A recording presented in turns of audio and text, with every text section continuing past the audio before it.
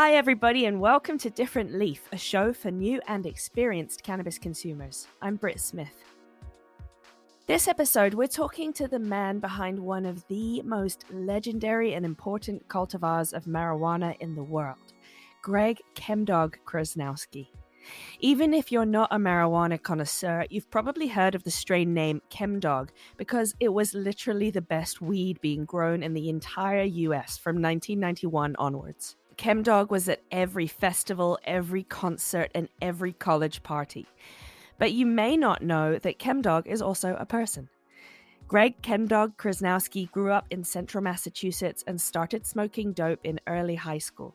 After he graduated, he began following the Grateful Dead on tour, which is where he crossed paths with some guys from Colorado who had the most incredible weed he had ever tried. So back in Massachusetts, Greg started growing his own, and he named it Chem 91.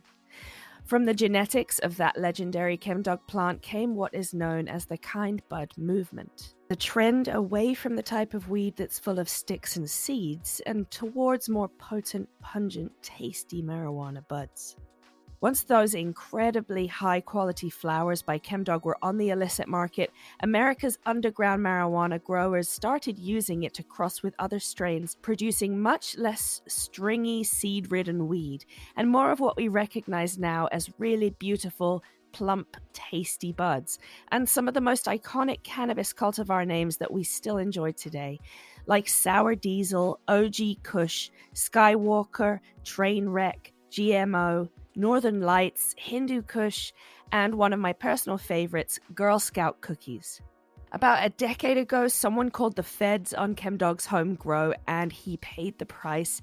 But now he's one of Massachusetts' most revered growers of legal marijuana. ChemDog is now working above ground as head of cultivation at Canna Provisions in central Massachusetts, where he's doing what he does best, working hard to grow some insanely good flower for local recreational consumers. Nice to meet you. I'm Brit. Hi. I'm ChemDog. My goodness, that's the craziest thing I think I've ever heard. First of all, I want to start by talking to you about your experience with cannabis and your history, and then a little bit about what you're doing now. So you graduated from Northampton High School. That's where our magazine Different Leaf is based out of. Most of us are in the Massachusetts, sort of central Massachusetts area. Can you tell me about your first experience ever smoking weed? Do you remember? When I first tried marijuana, I was 14 and I tried it once and it didn't do anything for me. I was like, okay, this is nothing I need to do now.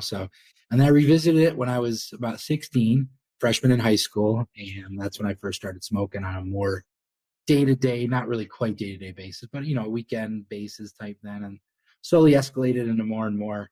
And I just always had a love for the herb. I don't know what it was. So basically started full on smoking every day when I was like by 17. I started growing. I grew a plant when I was 16, a little trial and error at my brother's house. It kind of took over his closet. It was like, I'm going to grow a plant in your closet. That didn't turn out. It was all right. It was just my first time really ever. And then the second time was actually my really, really first time, I want to say, was when I actually grew the ChemDog, and that was in 1991. You really were diving straight into growing it from just being a connoisseur of cannabis yourself, just a lover of cannabis. What made you want to learn how to grow it? More of a hobby type thing. I was like, oh, it'd be really cool to try to, even though it was very illegal and I could go to jail at such a young age, and it was not, it was really frowned upon back then. I still chose to grow it. I don't know, it was more of a hobby and more of like a curiosity type thing. Was it because you kind of weren't allowed to do it, so you were like, I really want to do it? Yeah. Yeah. Your experience starting growing was actually, little did you know it, a game changer for most of the United States, because one of these 13 seeds that you picked up at a Grateful Dead show ended up being one of the most widely distributed strains from the early 90s onwards. Let's talk a little bit about that first experience at the Grateful Dead concert in Indiana. Do you remember meeting each other? Yeah, so I met Joe, Brand, and P-Bud, that's what their names are now, in the parking lot, the Grateful Dead in, I think it was June 6, 1991 in Indiana. And I was just walking through the parking lot looking for some bud. I just graduated high school that year, and I was doing the whole full summer tour with a friend of mine from high school. We just packed up our car and we were just doing the whole thing. and I was looking for bud. It was the first show of tour. So I was like, I needed some bud. I didn't travel with much bud at that point. Not a lot around. It was the summer. And so fast forward, I met P-Bud Mike and Joe Brain in a parking lot. And they were like, kind bud, kind bud. And I was like, all right, what do you guys got? So they're like, it's called dog bud, and some people call it chem weed. And they were selling it for like, I think it was $60 an eighth or 120 a quarter, $60 an eighth. It was like, I'll take as much as I can, and they would only allow me like a half ounce, I believe I bought. I can only buy a half ounce. So I was like, wow, this is some of the best looking pot I've ever seen. It smelled so good. It was like beautiful looking. So I was like, yeah, you want to get some of that. I ended up, for some reason, putting my number down on a piece of paper and handing it to him. And we exchanged phone numbers because there wasn't no cell phones back then. Right. And I went on tour and we went on, and that was it. And then like I started getting into it more and more each show. I'd save like a couple bowls for each show and try to like disperse it out so I would have it throughout the whole tour. Some of the most tastiest, awesome weed I ever imagined. I was like, wow, this is some of the best pie I ever smoked. And I was like, how do I get more of this? So I reached out to them. So luckily it was his real number, and we exchanged some sort of way to get some bud back to me in Massachusetts after tour ended. And that was in August that I ended up getting some bud sent back to me from Colorado, Paonia, Colorado. And it was an ounce of ChemDog. And that was where the 13 seeds, there was 13 seeds in that bag that they sent me. So the name ChemDog came from? The reason how it goes to ChemDog is because they said some people call it chem wheat, some people call it dog bud. And when I first started those 4 seeds in 1991, I started 4 to begin with out of the 13. So when I labeled the first plant, I just called it ChemDog because they told me that's what people call them both. And now ChemDog has gone on to be the root of so many of the most incredible strains. So like looking back at these Dead concerts, at the culture of touring with the Grateful Dead, it's like that was almost like the nexus of pot trade back in the day. These were the places that you could go to pass things across the country and then cross them over and see what they came back like. What was it like to you to get to experience like the masses of people that wanted to try your weed? It's definitely a place to go where there's a lot of people coming from all different states and countries even, and they just come together and they all have all their own certain buds and all sorts of, it's basically the marketplace to find good weed. And knowing that after 91, and then when I'd go back on tour like a year later after I was growing the ChemDog more and more, people that I knew that were on tour, every time I'd go to a show, they would come run to me and find me right away at the first show I was at to try to buy whatever they could of the ChemDog, whatever I was selling at the time. If I had much of it, I would just sell a little bit just to get by. As soon as I was at the show, people were there and there was no phones ready. Come find me, and they would I'd have to dole it out to not let everybody buy it at once, because somebody would want to buy it all in one shot. I'd be like, no, I don't want to spread it around to everybody. So I was kind of marketing back in 1991 and 92. Were you ever like really afraid of the cops while you were traveling around like that? I didn't really go crazy. I didn't travel with a lot of stuff, but yeah, I mean, I was careful. I tried to be careful. Of course I was afraid, but I guess if you no guts, no glory, So what was it about the experience of the bud? What did people like about it? Was it the body highs?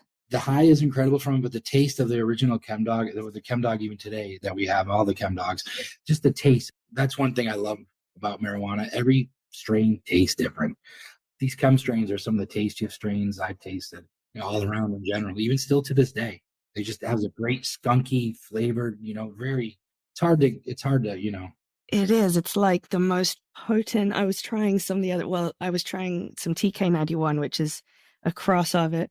And it's just like cerebral but really in my body, really, really physical. And it was just, the taste of it was earthy. Yes, very earthy, green, piney, yep. Piney, really beautiful. And it burned like white ash. It was just such a beautifully grown bud. But I don't know much about the genetics. So how do you decide what to do? It's very hard to cross a lot of strains together because you really got to find the right yin and yang to put them together. You just can't cross anything out there. Pretty much, I haven't done a lot of breeding with the chem. A lot of people have done a lot of breeding, and they just pick out a lot of breeders use the Chem 91 and the Chem D. What are those two, the grandmothers two, that we now smoke? The Chem 91 and the Chem D were used. The Chem D was used in the GMO. I know you've heard of GMO. That's staples of GMO, which is a very, very popular strain. Sour Diesel, the mom of the Sour Diesel, is the Chem 91. So that's a big thing. A lot of the things with crossing strains are just trying to find the right highs and flowering times and what to pick with what you want to do. Yeah, there's so many questions to do with growing, but I think I'm going to put my interest on the back burner and get back on the road to your history. So let's back up a little bit. After you had been growing for 20 years, in 2011 was the first time you really crossed over with the law. So what happened during that raid? Well, still to this day, I don't know really what happened. I just know that I was ratted on by someone. I never got to see the scope, what really happened, how they got the search warrant. So I was raided, and I only had 99 plants. So I was still under the federal guidelines. But for some reason, the locals dropped their case against me, and the feds picked it up, and it became a federal case. And they just basically pinned me for not paying my taxes for those 20 years of growing marijuana. And yeah.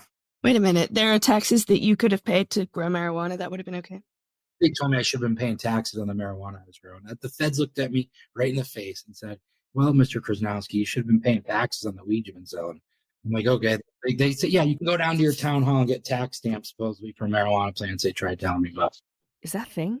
I don't know. So yeah, they just wanted their money, and they basically told me that I had to forfeit $350,000, my car and my house, and you'll be on your way, sir. And that's what I did. You really lost not just your livelihood, like you lost everything. And it just so happens that my parents owned the house that I was growing in. It was like a big 4-family house, and they had no clue what I was doing. Feds had told me that if I decided to fight the case in court, that they would charge my parents with harboring a grow house. Wow. A federal way of blackmailing someone. Now, where I got raided, within a 2-mile radius, there's 3 dispensaries.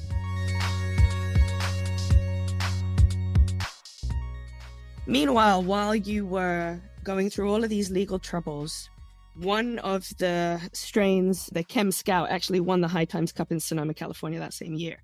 There's this huge narrative going on, but in very different places.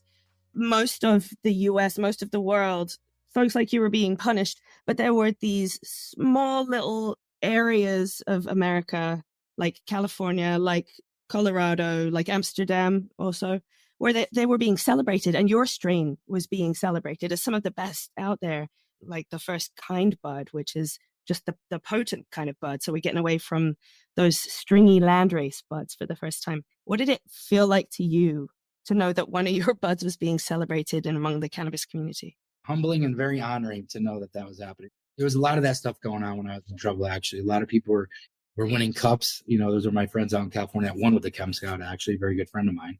There was a lot of that going on at the time. There was even a lot of people growing my strains that were feeding big businesses at the time. And here I was getting all my money taken away and basically almost about to serve time. The reason I didn't do any times because I had my fun full time. So you didn't end up doing any jail time. What was the outcome of your case? I just had to forfeit $365,000 in cash, a car, and I had to do 3 years probation. They first wanted 5 years probation, and they wanted me to pay him $500,000. My attorney's like, he doesn't have that kind of money. So we went back and we did 3 years probation and whatever I had in my bank for equity. Actually, after the 3 years of probation, I only did 1.5 years of the federal probation, and I went to the judge and asked if I could be released early half of my time off, and he granted me. So I got off the federal probation 1.5 years, and I had to pass drug tests every week, every month, actually. Wow. What was it that you had to plead guilty to? What was on your record after that? Manufacturing marijuana, intent to distribute, and failure to pay taxes. Not tax evasion, because that comes with a mandatory minimum sentence of jail time. And since I had my son full time, they wouldn't make me do any time. They said, we'll just take your money and send you off on your way. Isn't that just the basis of this whole story, money? Yeah. I mean, now that whole story has made you the prime kind of person to be an economic empowerment applicant when it legalized in Massachusetts, because you're somebody who was so heavily impacted by the war on drugs. So what did you think when you heard about the EEA application? What were your thoughts about applying for that? I think that's great that they're doing that for people, especially people like me that have been in a position of gotten a lot of money taken or just had a little bad run at it. I think it's fair to give back to the people. I think all the states should do this kind of model on social equity applications as far as it goes. All the states should do this that are legalizing marijuana. It helps give back to the people that got their life damaged by it. So, I mean, it's exciting. I'm excited about it. Hopefully it all works out. And we have a delivery service with Canna Provisions that I'm the social equity app for. So hopefully that all works out. So now